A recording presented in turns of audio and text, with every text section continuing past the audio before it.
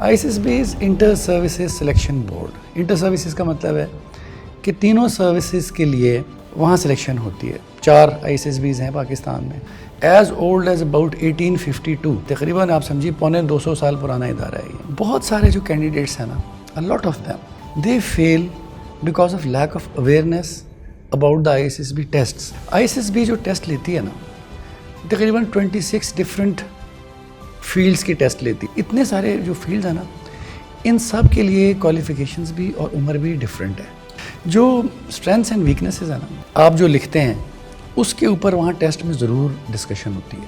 اگر آپ کو بک ریڈنگ کا شوق نہیں ہے, ڈونٹ سے دیٹ. ہو سکتا ہے آپ کو اسپورٹس کا شوق ہو سکتا ہے لوگوں کی ہیلپ کرنے کا شوق ہو سکتا ہے سوشل سروس کا شوق ہو, فٹ بال کا شوق ہو, آپ وہ لکھیں. اس پہ جتنی بھی ڈسکشن ہو جائے گی وہ آپ کے بینیفٹ میں.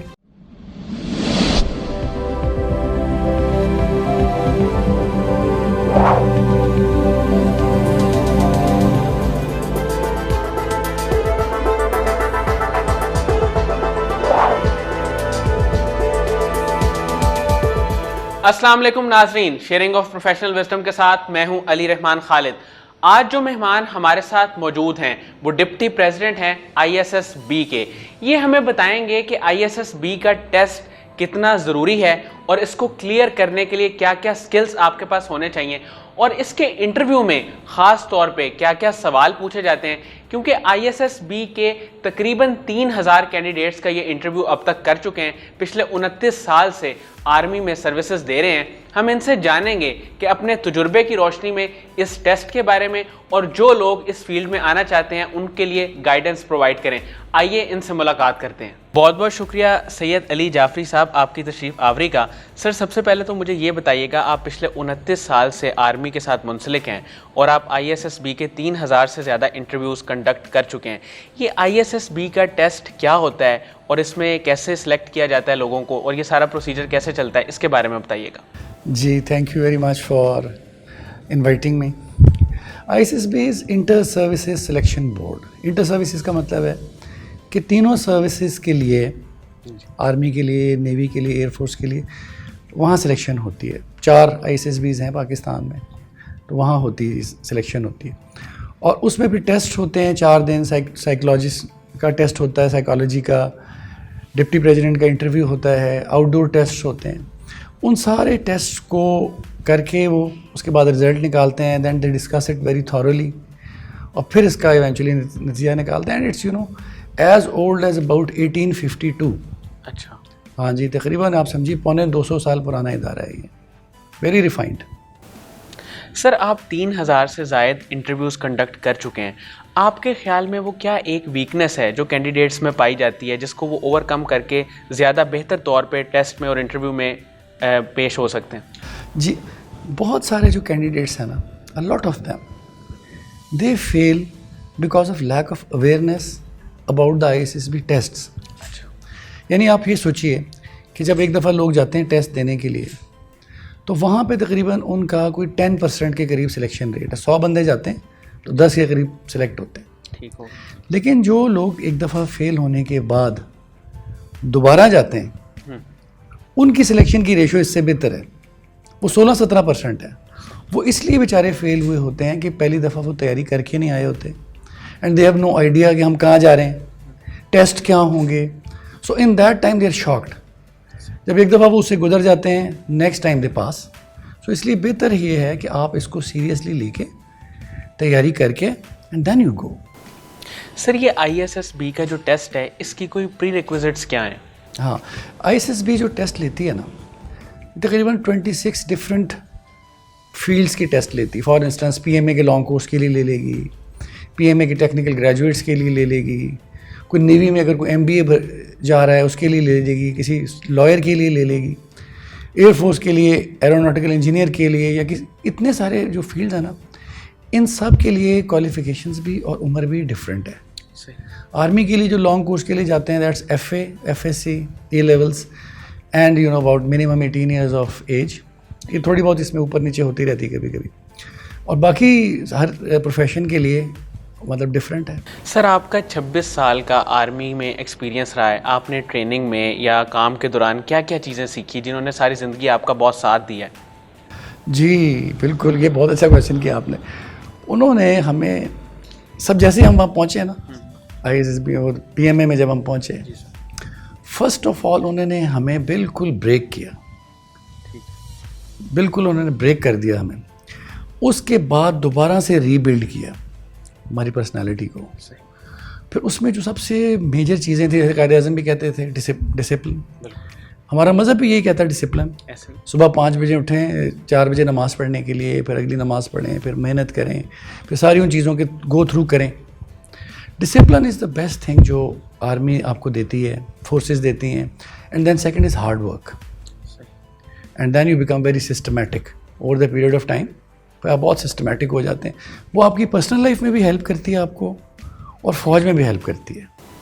سر یہ مختلف قسم کے جو ٹیسٹ ہوتے ہیں, خاص طور پہ ISSB اور دوسرے بھی ٹیسٹ, اس میں یہ کویسچن بڑا کامن ہے کہ آپ کی اسٹرینتھ اور ویکنیس کیا ہے, اور اسٹوڈنٹس کو کلیئرٹی نہیں ہے کہ ہم اس کا آنسر کیسے کریں. سر آپ کوئی گائیڈ لائن پرووائڈ کریں جس میں اسٹوڈنٹس کو پتہ چلے کہ اس کا جواب صحیح کیا دینا ہے.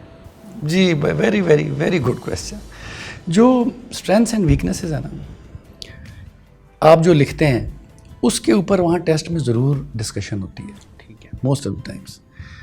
تو اب بچے کیا کرتے ہیں, جو کینڈیڈیٹس کیا کرتے ہیں, کسی سے سن لیا کہ ان کو فوجیوں کو بکس پڑھنا بڑا پسند ہے تو لیٹس سے دس, یعنی اسپورٹس کا بڑا شوق ہوتا ہے تو لیٹس سے دیٹ. ٹھیک ہو, ایسے کرنے سے, کیونکہ وہ تو ایکسپرٹ ہے نا سارے. اگر میں نے 3000 انٹرویوز لیے ہوئے ہیں, ہر اسٹوڈنٹ یہی کہتا ہے کینڈیڈیٹ کہ جی میں سب سے اچھا ہوں.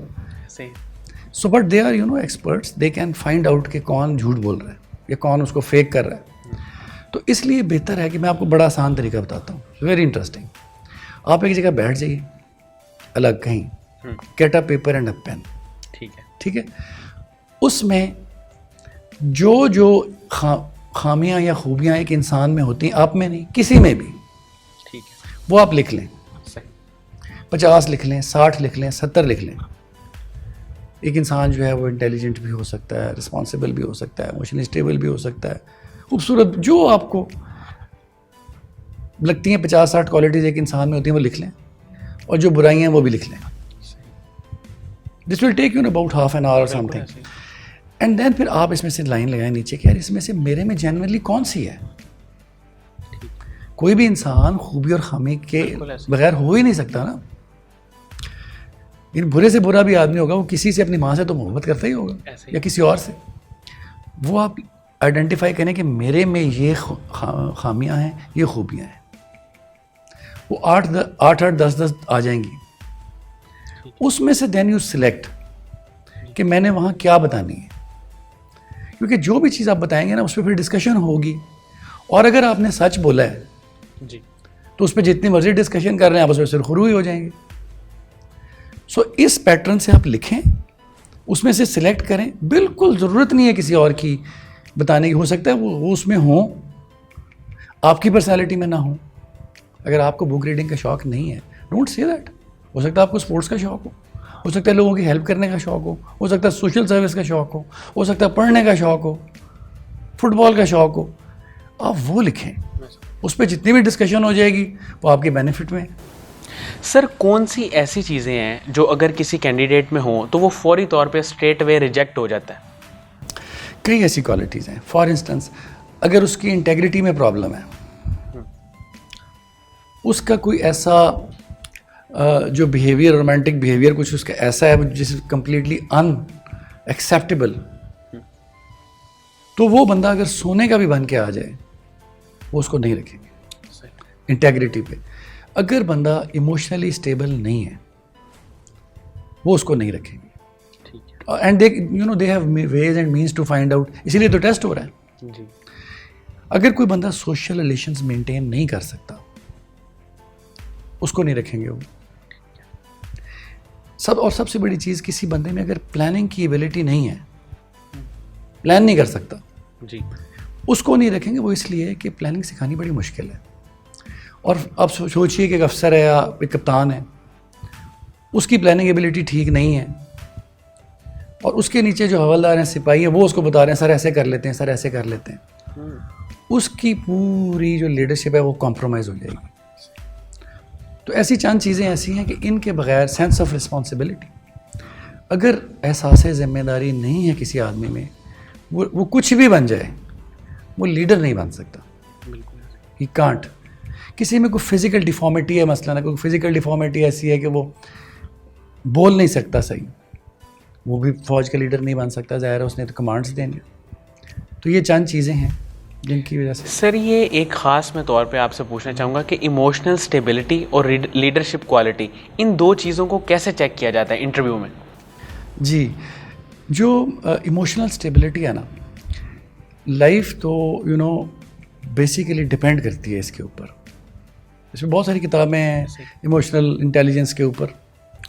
یعنی اس میں اس کو پھر بہت دفعہ انٹرویو کے اندر اس بندے کے اوپر بہت انڈیو پریشر ڈالتے ہیں وہ بہت زیادہ. اب آپ دیکھو جب کرکٹ کا میچ ہو رہا ہو انڈیا پاکستان کا، ایسے تو بیٹسمین کے لیے بیٹنگ کرنا بہت مشکل ہوتا ہے. حالانکہ بالر بھی وہی ہے، وہ بیٹسمین بھی وہی ہے، ایکسپیرینسڈ ہے، بٹ وہ ایموشنز اس کو وہ پریشر لینے کی اجازت ہی نہیں دے رہے ہوتے. اور آپ سمجھیں کہ اگر بندہ جنگ میں چلا گیا، گولیاں چل رہی ہیں، بندے ادھر شہید ہو رہے ہیں، مر رہے ہیں ادھر، اور وہ اگر ایموشنلی اس وقت اسٹیبل نہیں رہتا بندہ، تو مطلب وہ کچھ بھی نہیں کر سکتا. ایک دفعہ ہم کسی جگہ ہمارا کانوائے جا رہا تھا، اس کا JCO ایک کمانڈر تھا، GT روڈ پہ وہ گاڑی اس کی الٹ گئی، تو اس میں لوگ بھی تھے. اب اس سپاہیوں میں سے ایک بندے نے فون کیا یونٹ واپس کہ جی اس طرح ہوگی. تو ہم نے کہا وہ JCO کدھر ہے؟ اس نے کہا سر وہ اس گاڑی والے سے لڑ رہا ہے. انسٹیڈ کہ وہ ڈیل کرتا کہ فوجی گاڑی ادھر پڑی ہوئی ہے، لوگ زخمی ہو کے پڑے ہوئے ہیں، میں اس کو ٹیکل کروں، سارے ٹریفک کو کھولوں. تو دیٹ از ایموشنل اسٹیبلٹی. آپ کس طرح سے غصے میں اپنے ایموشنس کو قابو رکھتے ہیں. اس سے ایموشنل اسٹیبلٹی سے اگر نہ ہو تو آپ کا تو گھر بھی نہیں چل سکتا، نوکری نہیں چل سکتی. آپ اتنا اچھا بہت اچھا کام کر رہے ہیں فرسٹ کلاس، اور 2 سال بعد جا کے ایک دن شاہ جی سے لڑ لیں آپ، difficult for you to survive. So it's emotional stability آپ میں ہونی چاہیے، اور اس کی پریکٹس سے آ بھی جاتی ہے. اپنے آپ کو ٹھنڈا رکھیں، صبر کریں، آ بھی بہت ضروری ہے لیڈرشپ کے لیے. اور دوسرا لیڈرشپ میں جو آپ دیکھتے ہیں اس میں نا 2 چیزیں بہت امپورٹنٹ ہوتی ہیں. ایک ہوتی ہے انیشیٹو، اور ایک ہوتی ہے ability to influence other. Leader کا تو کام ہی ہے نا لوگوں کو انفلوئنس کرنا. بالکل ایسے. پھر جو آپ نے جتنے کاغذات لکھے ہوتے ہیں، ہابیز اور ساری چیزیں، ان میں ڈسکس کر کے وہ دیکھتے ہیں اس نے لائف میں آج تک کیا کیا انیشیٹو لیا ہے. انٹرویو میں چیزیں سامنے آتی ہیں نا. بالکل ایسے کہ ہاں سر میں ایک دفعہ گیا، میں نے کالج میں کہا جی میں یہ فنکشن کرواتا ہوں، تو پتہ چلتا ہے ہاں اس میں انیشیٹو ہے. میں نے فلانا میچ پلان کیا، میں نے فلانی چیز پلان کی، میں نے فلانا انیشیٹو لیا. پھر ہم اس پہ ڈسکشن کرتے ہیں، and then you come to know کہ ہاں اس میں انیشیٹو ہے. پھر اس کی جو ایبلٹی ٹو انفلوئنس ہے وہ بھی اسی طرح شو ہو جاتی ہے کہ باقی لوگ اس سے متاثر بھی ہو رہے ہیں کہ نہیں. If you can't influence people you can't take them to the war. Sir مجھے یہاں پہ تھوڑا سا یہ بتائیے گا آپ کی ہابیز کیا ہیں، اور آپ کس کس بزنس میں ابھی آپ پارٹیسپیٹ کر رہے ہیں، اور کون کون سا بزنس کر رہے ہیں؟ ہاں، ہابیز تو میری یہ ہیں کہ میں اسپورٹس مین ہوں. نیشنل لیول کا باسکٹ بال میں نے کھیلی، ٹیبل ٹینس میں نے کھیلی پروونشل لیول کے اوپر. گورنمنٹ سے اسکالرشپ بھی ملتا تھا جب میں فوج میں نہیں گیا تھا. تو I am very fond of reading books میں بہت زیادہ پڑھتا ہوں. اور اب میں یہ ہے کہ آئی ہیو اباؤٹ 2 کمپنیز. ایک ہے 360 پراپرٹی مینجمنٹ سروسز، جو پاکستان سے باہر لوگ ہیں رہتے ہیں ایکسپیٹس، ان کی جو پاکستان میں پراپرٹیز ہیں ان کو مینیج کرتے ہیں، ان کو مینٹین کرتے ہیں، رینٹ وصول کر لیا، ٹھیک کر دیا اس کو سیل کر دیا اس کو، اس طرح کی چیز. ایک یہ کمپنی ہے. اور دوسری ہے ایک پیراڈائز فارمز. میں ایک جگہ کسی جگہ بہت سارے فارم ہاؤسز وغیرہ بنا رہا ہوں. تو بیسیکلی ڈیولپمنٹ اور کنسٹرکشن سے میرا بزنس کا تعلق ہے. سر آپ کے اندر ایک خدمت خلق کا جذبہ بھی ہے، اور اسی کے تحت آپ نے مقصود فاؤنڈیشن بھی بنائی. سر اس میں اس کا کیا کیا ویژن ہے، مشن ہے، اور یہ کس طرح سے کام کر رہی ہے؟ جی دیکھیں، اس کا تو یہ ہے سب سے پہلے کہ میں ایک دفعہ چھور ایک جگہ سندھ میں وہاں پوسٹڈ تھا. تو وہاں ایک جگہ بہت سارے لوگ مسلمان ہو کے آ گئے ہندو. اچھا. تو وہ اپنی اپنی جگہ سے نکال دیا انہوں نے ان کو، باقی مختلف مذاہب سے وہ آئے ہوئے تھے. بٹ وہ وہاں جب اکٹھے ہو گئے سارے، گاؤں بن گیا پورا ایک، لیکن ان کے پاس روزگار کوئی نہیں تھا. تو میں نے یہ سوچا کہ یار یہ میرا اس سے ڈائریکٹلی تو کوئی تعلق نہیں ہے، بٹ یہ کھائیں گے کیا، یہ کریں گے کیا. پھر میں نے خود پیسے لیے کچھ اپنے جیب سے, دوستوں سے, گھر والوں سے, سب لوگوں سے پیسے اکٹھے کر کے میں نے کوئی 7 لوگوں کو کاروبار شروع کروایا, چھوٹے چھوٹے کاروبار. کسی نے ریڑھی لگائی, کسی نے فوڈ کا اسٹال لگایا, کوئلے کی بھٹی لگائی. And it was so good to know کہ اس 7 میں سے 6 کاروبار چل گئے. صحیح. تو 6 لوگ برسر روزگار جب ہو گئے تو ان کا تو پرابلم سالو ہو گیا. تو پھر میں نے کہا یار جب میں ریٹائر ہو جاؤں گا یہ کام میں ضرور کروں گا. تو اب میں وہ کام کرتا ہوں, لوگوں کو کاروبار وغیرہ کرا دیے چھوٹے چھوٹے, اور اس کے لیے کوئی لوگ ڈونیشنز بھی دیتے ہیں, اور میں باقی زیادہ تر تو اپنے پیسوں سے کرتا ہوں, دے دیتا ہوں. امجد ثاقب صاحب کی بھی یہی اسٹوری ہے نا جی, مطلب اس طرح سے کاروبار انہوں نے کروایا. پھر دوسرا ہے کہ یہ فری اسکولس جو بالکل سلمس کے بچے ہیں, رہتے ہیں کچی آبادیوں میں رہتے ہیں جہاں سرکاری اسکولس آتھرائز بھی نہیں ہیں, تو وہاں اسکولز وغیرہ بنا کے اور ان کو چلاتے ہیں فری آف کاسٹ. سر جو لوگ آرمی میں آنا چاہتے ہیں, ISSB کے ٹیسٹ میں بھی اپلائی کر رہے ہیں, ان کو آپ کیا گائیڈ لائن دیں گے, اور ان کی پرسنالٹی میں کون کون سی خوبیاں ہونی چاہیے تاکہ وہ آئیڈینٹیفائی کر کے پہلے ہی دیکھ لیں کہ یہ چیزیں ان میں ہیں, وہ اس میں آگے کامیاب ہو سکتے ہیں یا نہیں ہو سکتے؟ بہت اچھا سوال, ویری ویری گڈ کویشچن. دیکھیں جو ISSB کے لیے لوگ جاتے ہیں نا عام طور پہ, you are going into a profession, اور جو لوگ وہاں بیٹھے ہوتے ہیں they want a serious professional person. ٹھیک ہے. ان کو کوئی ایسا بندہ نہیں چاہیے ہوتا جو ٹکا مارنے کے لیے آ گئے. So you prepare for it. آپ دیکھیں نا کہ 4 دن کا ٹیسٹ اور کہاں ہوتا ہے, کسی چیز جگہ کے, کسی بینک کے لیے, کہیں کسی اور جگہ کے لیے ہوتا ہے 4 دن کا ٹیسٹ. دیٹ مینس کہ وہ آپ کی کتنی تیاری کرتے ہیں. جب آپ وہاں پہنچے بھی نہیں ہوتے تو انہوں نے آپ کے پورے اسپیسیفک آپ کے نوٹس بنائے ہوئے ہوتے ہیں. تو اس لیے ضروری ہے کہ آپ خود بھی سیریسلی 6 مہینے سال کم سے کم تیاری کریں. فلوک نہیں لگتا اس میں پھر یہ ہے کہ آپ پڑھیں, جو آرمی میں جہاں جس چیز کا, یہ نیوی میں, ایئر فورس میں جس چیز کا آپ شوق ہے اس کی اچھی سے نالج لیں. ٹھیک ہے. وہ نظر آ جاتی ہے انٹرویو میں فوراً ہی, 2-4 سوال پوچھتے ہیں تو نظر آ جاتی ہے. سب سے پہلی چیز work hard. And second thing very very important is کہ اپنی پرسنالٹی کو چینج کرنے کی بالکل کوشش مت کریں. ٹھیک ہے. اس سے بندہ فیل ہو جاتا ہے جا کے. اللہ تعالیٰ نے ہر آدمی کو ڈفرینٹ بنایا نا, ایوری بڈی از ڈفرینٹ. سو آپ اپنے اندر جو یہ سینس جو میں نے بات کی, sense of responsibility, emotional stability, initiative, یہ ساری چیزیں, hard work, planning ability, leadership, ان چیزوں کو یہ کتابوں میں لکھی ہوئی ہیں, ان کو لیں اور ان کو آپ پریکٹس کریں.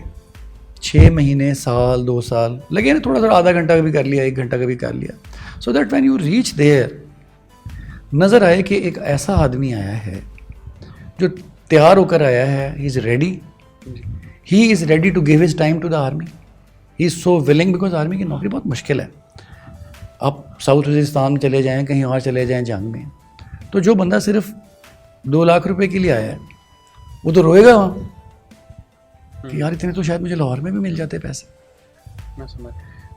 آپ جب تک یہ انٹرویو میں ثابت نہیں کر پاتے نا کہ میں بہت زیادہ ولنگ ہوں اور پیشنیٹ ہوں اس کے بارے میں, اور وہ آپ کی تیاری سے ثابت ہوتا ہے کتنا ٹائم آپ نے دیا ہے.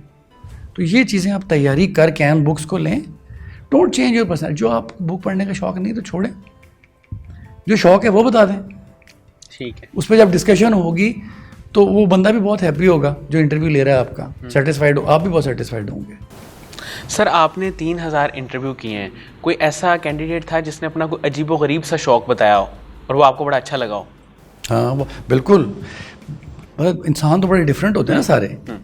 ایک آیا تھا, اس نے کہا کہ سر مجھے نا ورد کرنے کا شوق ہے. ہابیز میں اس نے لکھا اچھا تسبیح پڑھنے کا, ہاں ورد کرنے کا شوق. ٹھیک ہو گیا.